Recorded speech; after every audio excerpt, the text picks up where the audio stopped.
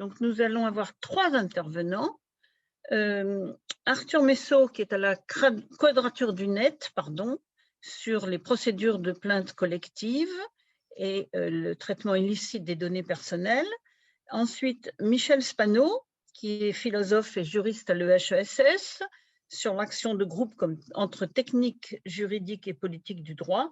Et enfin, Maria-Josée Hazard-Beau, qui est maître de conférence en droit et fondatrice de l'Observatoire des actions de groupe et autres formes d'action collective sur l'Observatoire des actions de groupe. Vous avez chacun un quart d'heure et les autres, nous préparons nos questions à ces 3 intervenants. Nous les poserons ensuite. Donc, Arthur, c'est toi qui as la parole. Merci Bénédicte. D'abord, je tenais à souligner à quel point la Quadrature est honorée et fière de parler après le GISTI et l'OIP, parce que c'est vraiment nos modèles depuis le début, depuis 2015 qu'on fait du contentieux. Vraiment, on essaie de s'inscrire humblement et avec fierté vis-à-vis de nos modèles dans cette trace-là, dans l'action de stratégie contentieuse. Donc vraiment, voilà, depuis 2015, nous, on les imite pas mal, donc c'est attaquer des décrets, demander l'abrogation de décrets, parfois attaquer des circulaires, bon, c'est plus rare. Donc aujourd'hui, je vais vous parler d'un cas qui est plutôt l'exception, donc c'est plutôt un peu plus original, même si vous allez voir qu'on regroupe exactement les questions de philosophie politique qui étaient là, hein, c'est-à-dire la légitimation de nos adversaires, etc. Donc c'est le cas de l'action de groupe en matière de données personnelles, donc c'est spécifique. Je vais essayer de ne pas trop parler de données personnelles parce que ce n'est pas forcément ultra passionnant là dans le contexte. Bon, il y aura quand même quelques détails qu'il va falloir rappeler.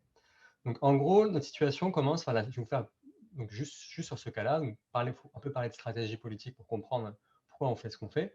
Donc on arrive, on est en 2017, début 2018, on a dans quelques mois, donc on est début 2018, dans quelques mois, il va y avoir un nouveau règlement européen qui va entrer en application. C'est le règlement général sur la protection des données, le RGPD, et on sait que ça va faire beaucoup de bruit. Les journalistes sont très friands de ce genre de grands règlements européens qui donnent l'impression que tout va changer. Le gouvernement est très fier d'avoir une posture à la fois pro-européenne et aussi un peu de concurrence avec des grandes entreprises américaines. Donc il y a tout un storytelling qui arrangerait pas mal de gens. Sauf que, en fait, le problème que vont avoir ces personnes, c'est que ce règlement, il ne change pas grand-chose. En fait, il n'est pas très intéressant. Nous, on a beaucoup, depuis 2014-2013, on a beaucoup travaillé pour faire que ce règlement soit pas trop mauvais. Et en fait, on a juste réussi à faire en tout cas un peu tiède, donc qui n'est pas très intéressant. Mais du coup, on va avoir une fenêtre médiatique qui va s'ouvrir assez importante, et effectivement, elle a été importante, qui pourrait nous permettre, nous, de mettre en avant nos sujets, sauf qu'il se trouve que le texte, il n'est pas intéressant. Donc, on réfléchit à une stratégie pour profiter de ça. Donc une façon de faire qu'on voit assez rapidement, c'est une des rares nouveautés qu'il y a dans le RGPD, c'est des actions de groupe. Donc, on se dit très bien, on va faire cette action de groupe pour dire, regardez, on bénéficie du nouveau texte dont tout le monde va parler, et on va mettre en avant des points de la loi qui nous intéressent, qui nous politiquement sont intéressants à mettre, mais qui sont en fait même pas vraiment nouveaux. Donc juste là, pour vous dire c'est quoi le point, parce que c'est un peu intéressant, en matière de données personnelles, il est prévu qu'on ne peut pas consentir à ce que nos données personnelles soient traitées à des fins publicitaires, typiquement. Ce consentement n'est pas valable s'il est donné en échange d'une contrepartie. Donc typiquement, si vous acceptez d'être surveillé contre 10 euros, eh bien, la surveillance est illicite parce qu'elle est fondée sur un consentement qui a été donné de façon forcée, de façon non libre. Bon, voilà. Ça, c'est un truc qui existe depuis 1995. Hein. C'est un principe qui est très classique en droit des données personnelles, mais nous, on trouve qu'il est ultra intéressant politiquement à pousser pour remettre en cause une certaine économie qu'il y a sur Internet, l'économie de la publicité, typiquement, elle fonctionne beaucoup sur cet achat des données personnelles qui est illicite. Donc nous, on se dit, ben ouais, on reprend ce vieux concept qui est là depuis 95 au moins, et on va faire un peu comme si c'était une nouveauté dans le RGPD dont tout le monde va parler. Et en fait, ça va arranger tout le monde parce que les journalistes, ils vont avoir un sujet qui est simple à expliquer. Ils vont pouvoir, voilà, en quelques lignes, dire c'est quoi les grandes nouveautés du RGPD. Et peut-être qu'au final, même tout le monde on va imposer ce débat-là, enfin ce sujet-là, comme un sujet neuf et fun et à la mode. Bon, alors ça a super bien marché. Hein. Je ne vous cache pas, quelques mois plus tard, c'est bien ce qui s'est passé. Et donc pour faire ça, on s'est dit qu'on allait faire une action de groupe. Et du coup, pour mettre en avant notre sujet, on allait arriver à plein de gens en même temps et dire, écoutez, c'est ça qu'on veut que le règlement européen, c'est ça qu'on veut qu'il soit, on veut qu'il serve à faire ça, à assurer un consentement libre. C'était ça. Donc, alors, pour faire ce petite pirouette, la voie qui était prévue par les textes, la voie la plus simple, c'est ce qu'on appelle, l'élection de groupe. Hein, c'est pour ça que j'ai été invité. Et donc, c'est effectivement une nouveauté du règlement. Et c'est plutôt devant l'autorité judiciaire. ou administrative. Mais là, vu que nous, en fait, les personnes qu'on a attaquées, c'était Google, Apple, Facebook, Amazon et Microsoft, c'était devant l'autorité judiciaire. Et il y a, en fait, ça reprenait la procédure qui existait déjà en matière de droit de la consommation, des choses qu'ont pu faire l'UFC Que Choisir, etc. Et il y a des règles formelles qui étaient assez strictes et qui nous plaisaient pas trop. Par exemple, il fallait que les personnes qui rejoignent notre action s'engagent d'une certaine façon, nous donnent des informations sur leur vie privée, des choses qui ne nous plaisent pas beaucoup de base, et bon, c'était un peu lourd. Aussi, on devait aller devant le juge judiciaire. Le juge judiciaire, on ne le connaît vraiment pas très bien. Nous, on est beaucoup plus habitués, comme le JST et l'OIP, au juge administratif, au Conseil d'État. Pourquoi on aime bien le Conseil d'État d'un point de vue très matériel, c'est qu'il y a très rarement des frais de justice, enfin, il n'y a jamais des frais de justice à payer, devant le juge administratif en général parfois, mais c'est très rare. Alors qu'en s'attaquant à Google devant un juge judiciaire, mettons qu'on perde plus ou moins, c'est possible qu'on doit rembourser Google des frais qu'il a dépensés. Google, il est capable de dépenser des frais d'avocat assez importants, vous imaginez. Bon, voilà, c'est pas très agréable. Et surtout, il y a dans l'action de groupe classique, il y a une philosophie qui est que c'est plutôt une action pour demander réparation d'un dommage. Alors, l'action, formellement, elle peut aussi être faite pour demander la fin d'un traitement illicite, d'un acte illicite. Donc là, on peut demander à ce que Google arrête d'exploiter nos données personnelles à des fins publicitaires, c'est ça le thème. Hein. Mais quand même, l'esprit, l'atteinte est vachement qu'en plus, c'est fait pour demander un dédommagement. Donc en gros, là, mettons, si on avait été 10 000 personnes, on aurait pu demander à ce que chaque personne soit dédommagée de 100 € du fait que Google ait exploité ces données de façon illicite pendant 2 ans. Bon, c'est vraiment, enfin, c'était présenté comme ça, à la fois par les promoteurs du RGPD. Bon, pas mal de gens le voient comme ça. Et ça, nous, c'est quelque chose qui était complètement incompatible avec notre stratégie générale, qui était de dire qu'on ne voulait pas que les données personnelles aient un prix. Il fallait jamais qu'on accepte de vendre nos données personnelles contre de l'argent. Et là, on voit que tout de suite, on a dans le cœur de l'activité juridictionnelle un problème, c'est que souvent, il est question d'argent. Souvent, il est question de réparer un dommage devant les juges. Et nous, justement, nous, on considère que les libertés, il ne faut jamais les associer à un prix. Il faut qu'elles soient absolues, il faut que ça soit genre, enfin, c'est comme un individu, on ne va pas commencer à s'amuser à vouloir évaluer le prix d'un individu, même si ça se fait, c'est quelque chose qu'on réprouve et qu'on ne veut pas du tout légitimer.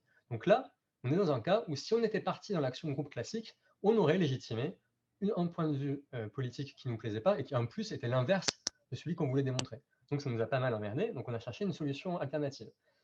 Donc la solution alternative, on l'a vite trouvée, hein, c'est que le texte, le RGPD, il y a une autre nouveauté qui prévoit, qui a fait beaucoup moins de bruit, hein, c'est que les individus peuvent mandater une association pour qu'elle saisisse la CNIL. Alors, vous voyez, c'est beaucoup moins sexy que Action de groupe, hein, mais ça nous a permis de bien nous amuser. Donc nous, on s'est dit, on va demander, on va inviter les gens à ce qu'ils nous mandatent par le plus grand nombre possible. Et ça, on va demander au tout le grand public. Et l'avantage de tout ça, c'est que cette procédure de mandat, elle était prévue dans aucun texte. Personne n'avait pensé à la préciser, ni dans le règlement européen, ni dans la loi française. Voilà, ils avaient juste mis mandat. Et donc nous, on s'est imaginé, on a essayé de faire des parallèles avec d'autres procédures où il y a des mandats, mais en fait, non, on était un peu open bar. Du coup, on s'est dit, allez, on va faire des mandats. Donc non seulement on va éviter tout le malaise qu'il y a devant le juge judiciaire, et en plus, la procédure de mandat, on va l'inventer de toutes pièces. On va poser nos critères à nous, c'est-à-dire les gens peuvent donner un faux nom, pas besoin que les gens donnent leur vrai nom. Pourquoi? Parce que nous, politiquement, on pense que c'est important, pas parce que le texte le prévoit. Ensuite, pas besoin qu'ils donnent de papier d'identité, etc., évidemment. Et en fait, même limite, ces mandats, c'est pas forcément d'être un acte juridique très ferme, c'est peut-être plus quelque chose de l'ordre de la pétition. Et nous, on s'est dit, on veut faire ça. Donc on a fait ça, on a reçu des mandats de 12 000 personnes au final, sans du tout savoir si la CNIL allait accepter cette affaire. Bon, on avait un petit peu discuté avec la CNIL à l'avance pour la prévenir qu'on allait la saisir via ce mode-là, sans lui laisser le choix. On n'a pas du tout négocié, on lui a dit voilà, on va faire comme ça. Et en le mettant au pied du mur, en mode ok, la CNIL, si tu considères que nos 12 000 mandats-là, ils ne sont pas valables, il va falloir t'expliquer à quoi tu sers. Parce que voilà, on a la première association qui utilise le texte qui te donne tant de compétences. Si tu nous refuses, ça va être bizarre. Bon, mais alors, on a carrément gagné. La CNIL n'a absolument pas discuté la qualité de, enfin, la procédure qu'on lui avait imposée, elle a complètement admise. Et du coup, par la pratique, on a créé cette procédure-là, qui est qu'une association peut juste recevoir des mandats, même sans carte d'identité, sans nom, pour agir à plusieurs personnes devant la CNIL. Donc, nous, on appelle ça des plaintes collectives, plutôt qu'actions de groupe, pour distinguer. Et ces plaintes collectives, donc du coup, alors, concrètement, je vous dis, voilà, ils ont demandé à Google, Facebook, Amazon, Apple et Microsoft d'arrêter de collecter nos données personnelles sur la base d'un consentement qui était forcé. Bon. Alors ça, une fois qu'on a fait ça, donc on était 12 000, forcément la presse n'a pas pu non plus ne pas parler de notre sujet. On a fait la plainte collective en même temps que le règlement entrait en application. Donc d'un point de vue stratégique, ça marchait vraiment bien. On avait le bon timing, on a réussi à faire du sujet de notre plainte ce qui apparaissait comme étant la nouveauté, enfin, une des nouveautés importantes apportées par le RGPD. Et on a même des ministres, je me souviens à l'époque, il me semble que le secrétaire d'État au numérique, qui était Mounir Majoubi, à la radio, qui reprenait nos arguments, mais à sa sauce, sans dire qu'il venait de nous, pour dire « Ah, regardez, le RGPD, c'est génial, ça va permettre de faire ça et ça », alors qu'en fait, il s'en fichait complètement de ça. Donc là, ce qui est intéressant, juste en termes d'anecdote, pour voir que tout ça, c'est pas non plus juste pour faire de la blague, c'est qu'on est vraiment, je pense, dans ce cas de RGPD, dans un cas où on a une contradiction intéressante dans nos adversaires, une contradiction du capitalisme ou de l'État. Hein. C'est que, en fait, ce RGPD, pour eux, c'est une bonne posture pour jouer les malins face aux États-Unis, pour donner un petit peu d'importance européenne, alors qu'en vrai, l'économie basée sur l'exploitation de notre vie privée, le gouvernement, il s'y retrouve complètement. Hein. C'est complètement compatible avec son idéologie, mais il était un peu emmerdé parce qu'il était entre deux postures à tenir qui n'étaient pas confortables. Nous, on lui a un peu, on a proposé un discours qui l'arrangeait un peu et qui finalement, mais pour pas se prendre la tête, il a emboîté dans le discours et dans la contradiction, il a plutôt pris notre camp là pour l'instant. Bon, ça n'a pas duré longtemps. Alors, il faut voir que le contentieux, est-ce que ça a marché ou pas? En vrai, on s'en fout pas mal. Hein. En vrai, moi, dès fin mai 2018, on a déposé la plainte avec les 12 000 signatures, je m'en foutais un peu de savoir ce que ça allait devenir. Pour moi, on avait complètement accompli notre but. Il se trouve que c'est pas devenu grand-chose, hein, ces plaintes. C'est intéressant à savoir pourquoi. Hein. On a d'abord eu une première sanction de 50 millions d'euros contre Google. C'est pas rien du tout, hein. C'est la plus haute sanction qu'à l'époque la CNIL n'avait jamais rendue. C'était pas mal, mais c'est juste une toute petite partie de la plainte. Et en fait, toutes les autres plaintes après ont été transférées aux autorités irlandaises et luxembourgeoises. On savait que ça finirait comme ça. Et là, les plaintes, elles avancent plus. Bon, bref, c'est tout un pataquès européen qui est fait pour que le droit ne soit pas appliqué. On savait que ça serait comme ça. Hein. Et c'est un des gros points faibles du RGPD, c'est que c'est un texte qui n'est pas fait pour être vraiment appliqué. Mais en fait, on s'en fiche. On n'était pas là pour ça. Et le fait d'être arrivé à 12 000, je pense qu'il y a plein de gens qui étaient super contents, qui se sont sentis super investis tout d'un coup, d'être avec d'autres camarades contre des géants du numérique qu'on n'a jamais trop l'occasion d'attaquer, de faire ça avec une association qu'ils aiment bien, qui était chouette. C'était cool, nous, ça nous a fait trop plaisir, c'est super important d'avoir 12 000 personnes qui signaient, et plein de gens qu'on ne connaissait pas, qui étaient avec nous. Enfin, nous-mêmes, on a signé, tous les salariés, on était trop contents, on a nous-mêmes signé la plainte. Ça, c'est super cool. Donc, ne serait-ce que pour le fun et évidemment le côté médiatique, c'est une bonne chose à faire. Par contre, moi, personnellement, j'ai aucun regret d'avoir renoncé à la voie judiciaire. Vraiment, je pense on se serait mangé les dents complètement. On n'aurait pas réussi à avoir des mandats. On aurait eu très peu de mandats parce que les gens n'auraient jamais voulu jouer le jeu très formel. Et là, si on avait échoué, ça aurait été terrible parce que si on fait une action de groupe, on invite plein de gens et qu'au final, il n'y a que 15 personnes qui débarquent, ça va se retourner contre nous en mode, mais regardez, en fait, votre cause, c'est une cause complètement confidentielle, tout le monde s'en fout. Et en fait, Google et Facebook, il n'y a pas grand monde qui s'en plaint à part vous. Alors que mine de rien, arriver à 12 000, même si 12 000 c'est 10 fois moins que ce que j'espérais un an, hein, mais 12 000 quand même, c'est un seuil auquel on peut dire, attendez, il y a un sujet de société, vous ne pouvez pas faire semblant que ce n'est pas ça le sujet central, et ça a très bien marché comme ça.